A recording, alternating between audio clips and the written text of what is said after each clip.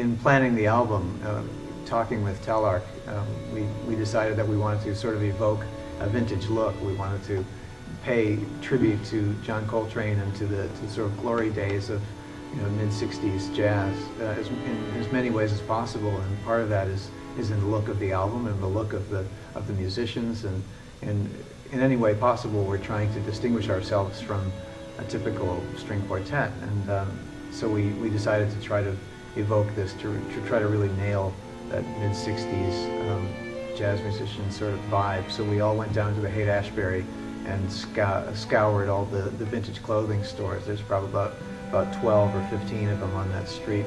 And it was really fun, actually, because we went down there and talked to some of the people in the shops and said, we're a string quartet and we're making an album called A Love Supreme.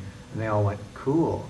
Well, here's what you need. And they took us right to the 60s jackets and the skinny ties, and we had a lot of fun. And it was interesting being down there also because, we know from the history that that area, that neighborhood, Haight-Ashbury, was one of the first places that this album and that John Coltrane really took a foothold. When this album originally came out, it immediately resonated with what was happening in Haight-Ashbury. Their heyday was concurrent with John Coltrane's heyday, so it was kind of cool.